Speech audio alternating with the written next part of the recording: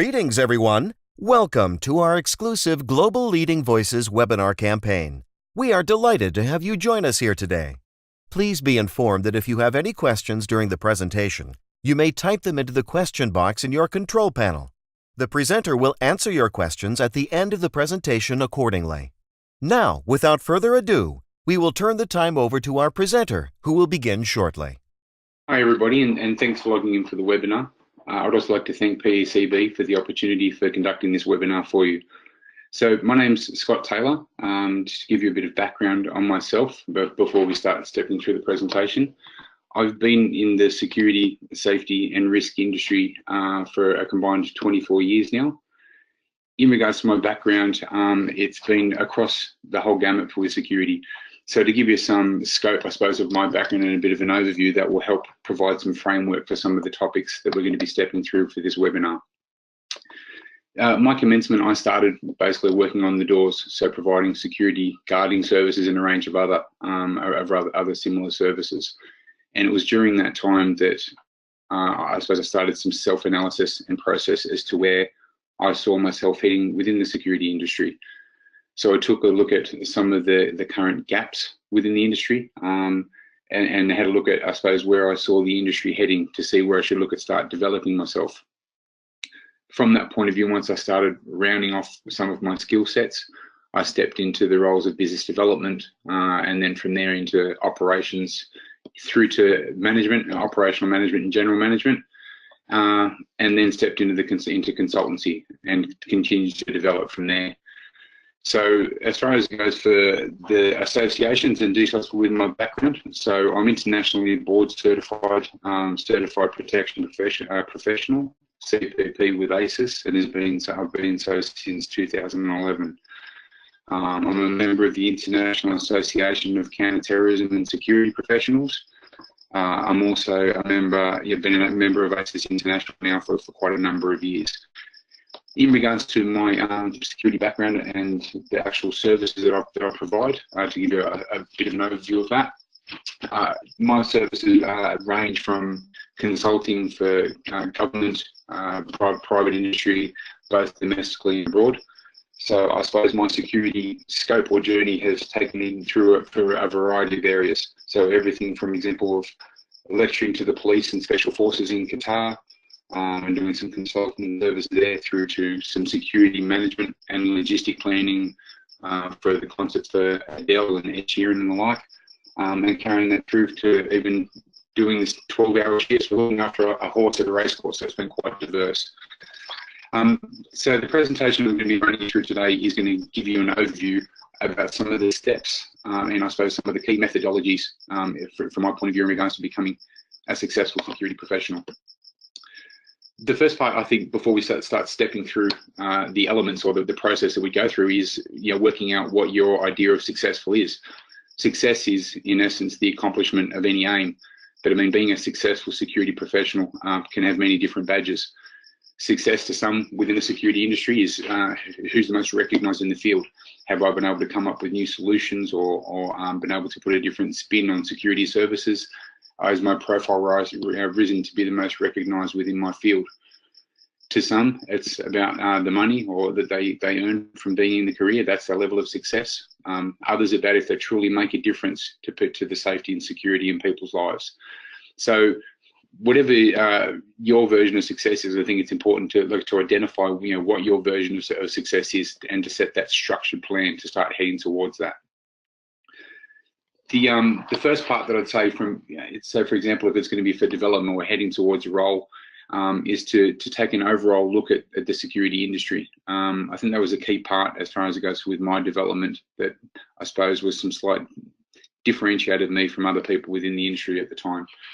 Rather than going through the standard security training and just continuing on, I suppose, down the standard security career pathing, I started to have a look across the industry and identify what upcoming trends and opportunities there were, opportunities for development, opportunities for working, for different working elements of the industry as well, that they really hadn't been capitalized on.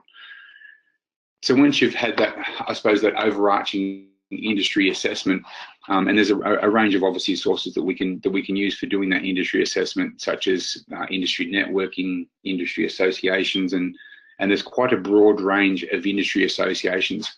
One of the things that I suppose that I wish I had learned earlier in my security career was the effective use of with your security associations, and also the ability, not only from a networking point of view, but from a development point of view, how truly effective that they can be.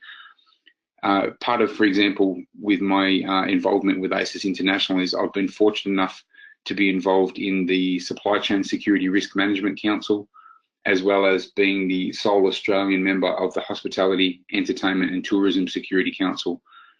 So from a networking and development point of view, I'm able to pick up the phone and speak to, for example, the security manager of Universal Studios or a range of others around the globe and say, can you give me some advice as to what you're currently doing for this element or for this for this area of security? So I can use that for some international benchmarking and best practice, and there's multiple benefits for that. One, because of the fact that with any clients that we're dealing with, it means that we're arming ourselves with obviously some of the best information, and not only can it be used it's not only to question your thinking, sometimes it can be used just to validate, to make sure that you're on the right process.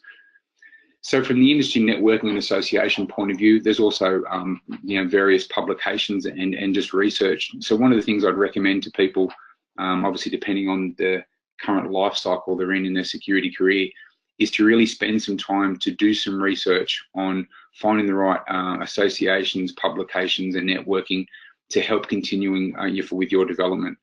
And there's a range of specific organisations. I mean, obviously you've got organisations like ASIS for security professionals. You've got NCS4 for sporting and stadium security. You've got obviously PECB here that run a range of obviously training and certifications and a range of others. So it's, I suppose, putting in that homework to find out whether you can obtain some benefit from that. The other part is from the publications and research point of view, I mean, staying across what's happening within the industry. So there's a variety of ways that we do that as well. Obviously, like you're from various LinkedIn groups, networking and attending industry events. I'm a very big believer in the mental currency principle. I think that in essence, at some element, we're all some form of computer. We've got a certain amount of mental currency we can use for our own processing ability and things that we need to do. So quite often we will actually go through and try and forge our own path and to do a lot of this work by ourselves, when there is quite a lot of support within the industry, like on an international front, to help provide some educational and development opportunities. So I heavily recommend that to everybody for heading down that path. The other part, I suppose, about for working through the progression to be a very successful security professional is to truly identify your endpoint. So whether that being, as I said, like if there's an ideal role, an ideal area of the industry that you see yourself being in, and for how you set your path for heading down there. Some people take quite a haphazard approach from that. I mean, some people fall into the security industry. So they start doing, for example, some installations, or they get involved in one part, or some event security, or some of the different entry points for security, and then it gets in their blood and they stay there. I think there's a lot of benefit to having quite a structured approach with your career progression and with your self-development to help differentiate yourself, obviously, you're from the field. So the approach that I take with that is, as I said, it's a very structured and strategic type approach. To be honest, at the grassroots level, it's the same approach that I provided to my daughter when she was trying to work out what university course to study. So basically saying, there's a whole range of options that I got. How do I identify and refine what's going to work for me? And the diagram you can see on the slide here, which is obviously a very, very basic Venn diagram, is the process that I think is very, very effective. It's mapping out what are your skills and attributes, mapping out what your interests are, and then from the identification or review of the entire industry, see what opportunities are there for role development, job development, and then setting yourself that structured path to continue on your journey. So part of being a security professional is obviously making sure that we've got the demonstrable knowledge and experience within our field. I'm a very big believer in regards to the approach that we're having within the security industry as to being a client-based approach, not a customer-based approach. And I suppose there's a number of reasons as to why I have that focus with our industry. Firstly, from a repeat business point of view, I think from the security industry, if you've got a customer focus rather than a client focus, it becomes quite transaction based. And one of the key elements that I think is so underestimated within our industry, and one that we should be placing a lot more focus on, is the understanding that positions that we have within the security industry, and especially as security professionals, is a key position of trust. The fact that I mentioned the difference between the customer and client, I think that reiterates another point for that very, very clearly. In time of need, for example, with people, if they're in time of need for legal issues, they see a lawyer, they see their legal professional. If a person's sick or unwell, some medical issues, they see a doctor, they see their medical professional. In times of security, safety, and risk, if they have those concerns, we need to have positioned ourselves to be true consummate security professionals. So in that time of need, they look towards the security professionals to help. They look towards security professionals for not only for the services, but also for the support and the advice. And that comes down to how we position ourselves as security professionals. But I'll expand a little bit on that a little bit further within the webinar, and just some of the different ways that you can help manage self-perception, and also help brand yourself as being more of a security professional, which obviously there's a number of benefits for doing that. So when I mentioned previously about for finding out your ideal position or role or ideal area for within the business, as I said, I believe in having a very strategic and structured approach. So part of that is, compared to what your current role or position is really nutting out the key elements to what that role, the role that you're seeking, or the position, or even if it's the end, I suppose, industry accreditation or recognition that you're seeking, is to map out what the key parts are of that. What are the key elements and the key traits? So the key attitude, skills, and knowledge that you need to be having, that you need to be showing you're within this position. So one of the parts that I had on the previous slide, but I wanted to expand on here, is that one of the key attributes that I think is often underestimated within the security industry, and for people who are heading down the path and to wanting to truly become security professionals, is completely understanding what I call the moment of truth principle. The moment of truth principle is any time that any of your clients have an interaction with the brand. Now, for example, if you're a security consultant and you're an independent, that brand is you. For anybody who's providing a scope of security services, any interaction with the brand means any interaction with the brand. So their first impression can be from web, from social media, for a range of other elements. So when I'm providing some mentoring and leadership to other security professionals and people who are wanting to continue down that journey, and we have a bit of a discussion about the starting point and setting some progression plans for them, one of the first things I do before meeting with them is review their social media.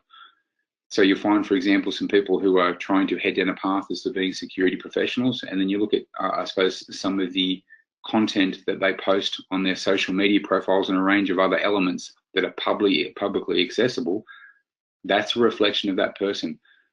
And I'm a big believer as well, is that, like, if clients are going to be searching for who that security professional is, who is the person that they're going to turn to in time of need to help ensure business resilience, to help ensure that their family are safe and well, because that position of trust is often looking after people's most important assets, their family.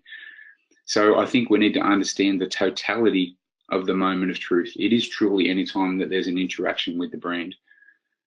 And there's a range of elements that I think that to expand on with that as well. Some of the current gaps, when I have discussions and we do some critical self-analysis with some people wanting to progress down the path of heading towards becoming a security professional, is understanding some of the key commitments that they need to make. If you identify, I suppose, or you have an image, if someone says to you the words consummate professional, quite often we think of someone, for example, like a lawyer or a solicitor, and the characteristics and traits that go along with that being a consummate professional. Some of the ways we would use to describe people in that field would be disciplined, analytical, hardworking, client-focused. These are all key attributes of that position and trust, and that's exactly what is reflected in what's needed within our industry. So as I said, understanding from managing any interaction, like with the brand or for that moment of truth principle as being a security professional, means things such as managing your social media elements, so what you're actually truly putting out to the public, managing the basics, if don't overpromise and underdeliver, so such as responses to emails and calling back, and probably one of the biggest opportunities that are lucky for us to develop and work with, especially young up and coming security professionals, is understanding owning your mistakes.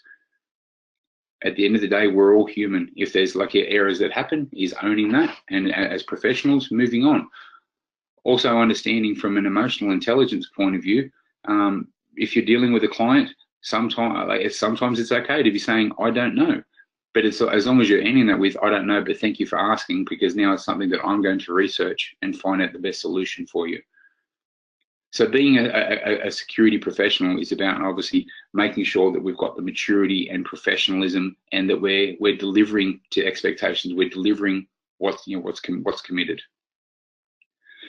So with this skills gap analysis and constructing that skills gap, I speak to people within the security industry in a variety of roles and positions, and I talk about sort of where they're heading and what their plans are.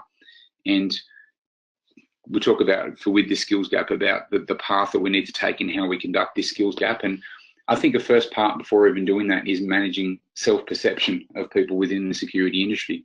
Firstly, because I think from that understanding the importance of that position of trust.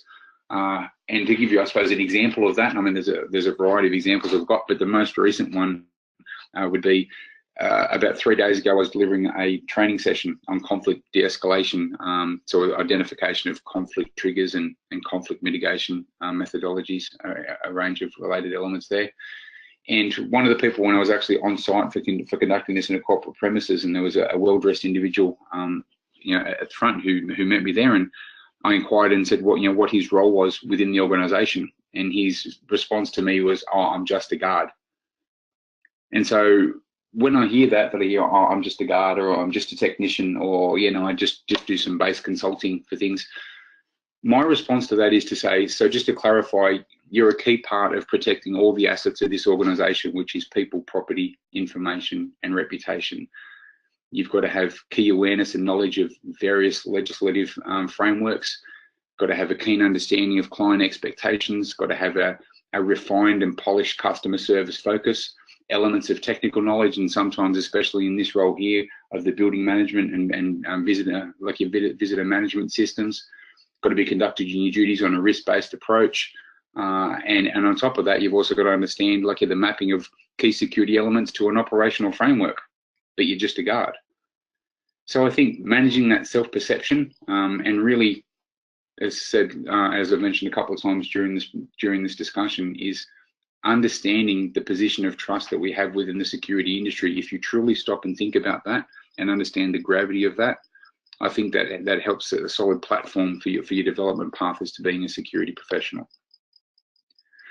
So once we've talked about managing self-perception and as we've got that awareness now of the moment of truth principle, we talk about with the skills gap analysis. So whether it be a key position, a key development area, that you're going for within the industry, mapping out what are the key attitude, skills, and knowledge.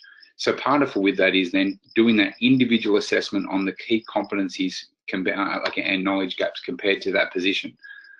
Once we've identified that gaps, it's about then having a solid written plan to close any identified gaps. So another part, when I speak to security to people within the security industry around the globe, and depending on obviously what current life cycle they are within their security career, is I speak to them about what their development plans are, what they've got in place. Can they show me their current goals? And for example, I speak to people within the industry that will vent some frustration and say, "Oh, I don't understand. Myself and this person went for the same position, and you know, I don't know why he just got this position over me. And when there's some initial review, we'll say that, okay, well, this person has gone out of their way to be involved with the Security Association, so they're checking benchmarking and best practice. That's how they're staying current.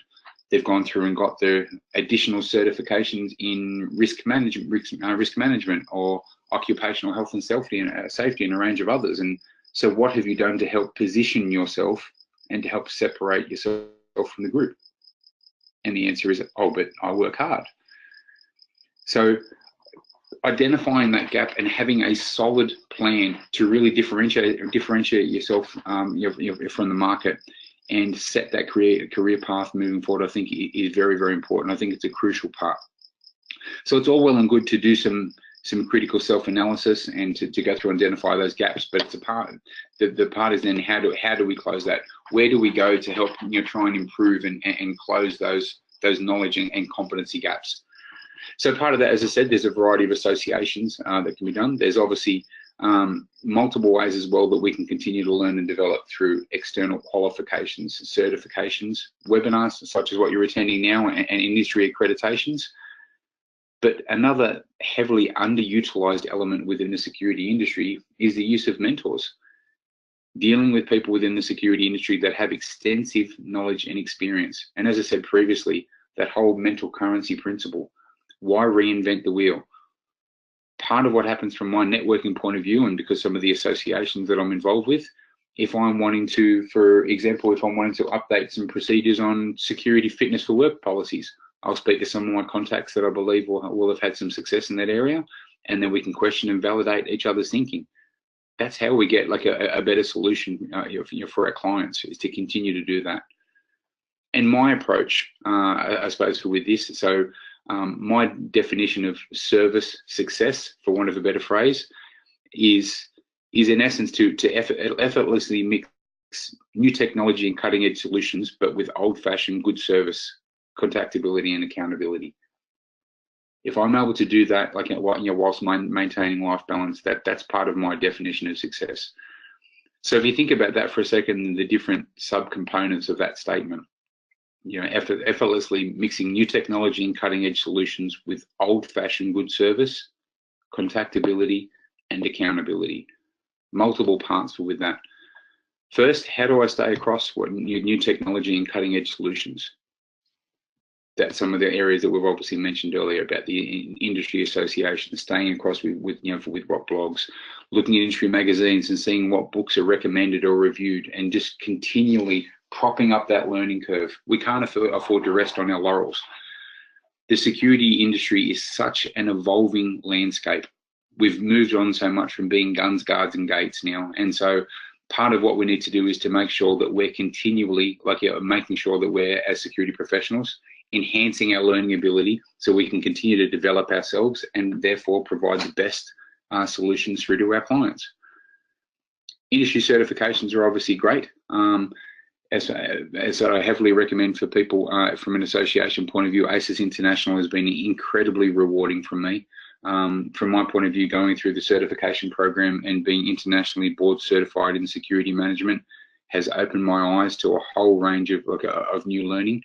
I was also fortunate enough to be able to be one of the presenters at the ASIS International Seminar, where I presented on identification and mitigation of conflict in entertainment environments, which is a bit of a specialty field for with myself. Now, these sort of associations and functions, I think, are fantastic learning and networking opportunities. Just to go through and to immerse yourself in this learning is probably the best way or the best approach I could say with that. So yeah, from the association point of view, from a time commitment, the question can be asked about what sort of time commitment is necessary for working with these industry associations and the time commitment. It is quite balanced. It's not an onerous amount of time, but I mean, from my personal focus and the way that I make the most of that, I'm a big believer in making dual use of time. So I'll go through, for example, and the updates that I give from the various legislations or the various webinars, I'll make sure doing that. And it means that I'll either listen to some of them while I'm in the car because I've recorded them, or when I'm on the treadmill or wherever else, is to make dual use of the time, wherever possible. So I think part of that, like, we owe that to our clients to make sure that we're continuing our learning and development, because as I said, it directly translates to us being able to provide that higher level and more effective response through, through to our clients. Aside from the self-analysis as well, I think another important another opportunity that we've got is to liaise with the industry peers and to getting feedback even within the workplace that we're in. So obviously for sole consultants, that can be slightly different, but for people working within the office is to actually ask for some of that critical feedback. So whether it be, it might be your actual approach from a service point of view, might be in regards to like your communication skills or various other elements, but getting that feedback. So as I said, it's benchmarking against best practices is obviously like very, very important across all key elements, but you need to have the ongoing framework for mapping out that best practice. So through the use of associations and through that regular checking is going to help give you the facilities to doing that. I also heavily recommend about the volunteer involvement within the industry associations as well, because I think that can be incredibly rewarding. So aside from just attending the webinars and others, actually contributing and getting involved with presentations, such as the webinar like I'm providing to you now, I think some of those sort of opportunities that slightly help put you out of your comfort zone are great from a development point of view, because I think it forces you to continue and enhance your learning. So one of the first situations that I put myself in to help enhance my learning was, and to give you a from commencement through to completion example, I had identified within the Australian market that there seemed to be limited marketing and limited services getting provided in the area of supply chain security risk management. And when I had a look at a range of the corporates that were getting security services here, and even for some of the mass gathering events, it was something that there wasn't the refined approach in place. So I went through and thought, okay, I've identified mapping where I see some of the international trends compared to what I'm seeing in the Australian market. I'm not saying that there's a lot of people focusing on this area of the industry, not focusing on it in their responses and their overarching security management plan. So I started looking for where I could research and develop and enhance my learning with this, to try and develop what I thought could be a point of difference within the Australian market. So as I said, I referred to previously, I, through ASIS International, joined the Supply Chain and Transportation Security Council. I went through and immersed myself within the area of the industry. So I attended supply chain conferences. I made sure I continually kept up on any new literature. So within 3 months of doing that, I was providing seminars and writing multiple articles on supply chain node identification and supply chain security resilience. So it's because I'd identified that trend. It's a matter of not only identifying that opportunity, but what you do to capitalize on that opportunity as well. And the process that I've mentioned to you today about the industry associations, continuing with your learning and development, directly translated from that identification of an opportunity into solid commercial outcomes, which now forms like a key focal point for part of our business model. So that sort of element can be very effective. One of the points that I mentioned before was about from the managing the moment of truth and managing with your branding as well. So a big part of what we have within the security industry is not only managing reality, we also manage perception. We need to manage the perception of security and risk. That may be from a client point of view. If we're target hunting an area, then through the various principles, we might be enhancing the sphere of influence and managing the perception of the facility being a more secure environment. From our point of view, part of becoming a security professional is also marketing yourself that way. So what gives you and shows to your clients that you are a security professional, as I said earlier, someone who in time of need for security, safety and risk concerns, that they're going to turn to for some professional advice. So there's a range of elements for doing that. One is from being an information source yourself. Through your industry association learning, some of the information you're provided is then sharing that within your client network, sharing that within your contact network, sharing that within your family and friends as well. That's all part of enhancing your brand as for being a security professional. You're somebody that people turn to in that time of need. The other part is once you immerse yourself in that learning and education, and you start then process that information and add your own opinions and start writing some white papers and some articles. They're fantastic for your development for doing that. It helps like you structure some of your thoughts. It's something you can then pass on through to your clients, pass on to also prospective employers as well, showing that you're able to intelligently pass on information and like on the key learnings for for these areas.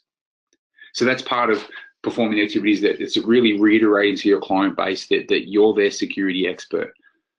So you're not just somebody who is going to come out from a customer or transaction point of view and put up a camera or come out and do a vulnerability assessment on their premises. So that ties me to another point. The parts that I mentioned then about either sticking up a camera or coming out and just performing a site vulnerability assessment are all individual elements. But part of what we want to do as being security professionals is to make sure that if we're providing these effective solutions or these holistic security solutions, for us to truly do that, we need to understand that any of the security solutions that we're putting forward need to be underpinned by operational effectiveness with our clients, with their businesses. So from that point of view, aside from enhancing your learning and development on security management practices and everywhere from investigations, physical security, and all the various elements of the gamut of the industry that we're in, is to take the time to truly understand the client's business that you're dealing with, understand the ramifications of the security elements that you're putting in place. So you may get asked the question, from a consulting point of view, how can we ensure that we don't have any incidents, no physical situations, and minimize any risk? Can we do that? Well, of course we can. We put up a 100-foot fence, surround that by a moat, and completely control access. So whilst we can obviously do this and completely minimize any risk, it's also zero operational efficiency or benefit. Now, obviously, that's a rather extreme example, but I think it's very, very important, and another underutilized element within the security industry is not only providing the individual security elements of the security routine or response that you're providing for these clients, is truly taking the time to understand the impact that it has on their businesses. So that way you can map effectively your ideal solution and work out if that's going to help enhance their security, their business environment, or if it is going to detract in certain elements, make sure that that's quantified. So for example, from a warehousing and logistics firm, I provided some consulting services to a warehousing and logistics firm where part of their security was lacking from physical security, procedural security, a range of others.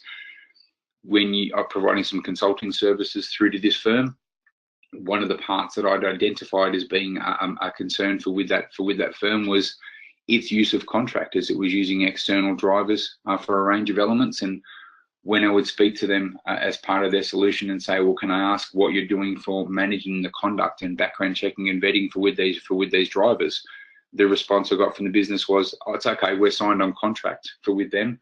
So because they're doing the drivers in their own contract, if they're late or if there's any problems, then we get a discount for our payment. So we've really transferred that risk. Have they? My opinion would be no. Regardless if there's a financial transfer there, it's still completely affecting their brand. So as part of that solution, we continued through and actually said, okay, well, let's develop now what we're doing for your checking and vetting with your suppliers and contacts, and develop their security code of conduct and even the physical standards that were going to be within the premises for their logistics providers. So as part of providing some additional information on that element of their security solution, it's turned the business into a unique selling point with those standards and actually enhance their business. So a part of that, the business continued to improve and increase. So there's a lot of benefits to really taking the time rather than rushing through a security solution or just providing, I think, providing that snapshot cookie cutter type response with your clients. A true professional is going to make sure that each individual client interaction is on its own merits completely, and to make sure that, as I said, every element is underpinned by operational effectiveness to make sure that's the best solution for them. So a couple of summary elements that we'll go through before we go into some questions as well. So as I said, we need to keep top of mind that the security industry is a key position of trust. We need to act accordingly. So by acting accordingly, there's multiple elements to that. The way that we present and groom ourselves, the way that we handle our communication, being in a punctual, timely, and professional manner. These are all elements about about maintaining a positive moment of truth with any interaction. So just clicked out. Continue to self-analyze and update your self-development plan. The way that I look at from a career pathing and a development plan is these are living documents. This isn't a set once and then continue down that path. I'll pull out, aside from having my goals out on a daily basis, I'll pull out my self-development plan and look at that at least once a week and check, because there may be educational opportunities that I've found through my networking and association that they're going to help change my development plan. And so I'll continually go through and map, okay, with the industry evolving the way that it is, what am I doing to make sure that I'm staying at the head of the pack? What am I doing to differentiate myself compared to other people of a similar position or role? And so how do I continue that? So it's not about having that as a one-off, it's actually having a process and set reminders and focusing on that self-analysis and development plan. Take ownership of your journey. So definitely, as from some of the ideas that I've mentioned to you earlier now about from the networking, use of associations, use of publications, use of mentors, and just use of picking up the phone and making contact. There's so many opportunities within our industry that there is no reason why anybody couldn't be confident in providing information on an element like a service. The way I look at this process, within 3 months. Clear example of that is, as I stated earlier, regards to supply chain security risk management. There is so many fantastic techs, associations, and also fantastic mentors within our industry on a global basis. So for us to make the most of those opportunities, we need to make sure that we're networking effectively. We need to make sure that we're positioning ourselves to make the most of those opportunities. Track and monitor the industry trends. Regardless of what element or what area of the security industry that you're in, is to make sure you've got that process in place to identify what's happening within the industry and to be able to confidently speak on where the industry is heading. From whether it's IT security, social media security, supply chain risk management, whatever your area of speciality within the security industry, you need to know what's happening within the next 2 years, not just what's happening currently, to be able to position yourself to provide obviously the most accurate information and to maintain the position as being a consummate security professional. So that's it from my slides and for those key points. I hope that that's been of benefit to you. I need to hand back to Artie now, who's just going to take you through a couple of other elements. Thank you very much. Thank you, Scott, for delivering this very informative presentation. Before moving to the Q&A session, I want to inform you that PCB provides training and certification services for ISO 27001 Introduction, Foundation, Lead Implementer, and Lead Auditor. A PCB certificate will exemplify your dedication in implementing and managing these processes and frameworks, and most importantly, you will be recognized worldwide. Now, we'll go ahead and take some time to answer some of the questions from the attendees. The first question is, was it more difficult to become a successful professional then or now? Then or now? I think previously, I think was more difficult. I think from now, with the current environment that we have, the current access from associations, and also the current information sharing, I think now there's a lot more opportunity to really enhance your opportunities for being a security professional. Some clear examples of that are a lot of the industry associations now, with the evolving risk landscape, are starting to share a lot of the resources that they were developing and keeping purely for their members. So I think from that point of view now, there's a lot of learning and development opportunities for people within our industry on a global front, and especially from the networking point of view. There are so many blogs and groups for people within our industry that can be very, very effective for helping to enhance your knowledge and skills. So yeah, definitely make the most of those opportunities, and I think it's an easier environment now to help continue your learning and development. Thank you, Sat, for the answer. Now, another interesting question is, what challenges do security professionals mostly face during today's competitive market? I think probably one of the biggest challenges that security professionals face in the market is the security industry is quite unique in that where our performance is ranked in a lot of cases by things not occurring, which is quite unique compared to other jobs. So part of it, I suppose, is being able to show a return on investment for some of the suggested solutions that we have in place.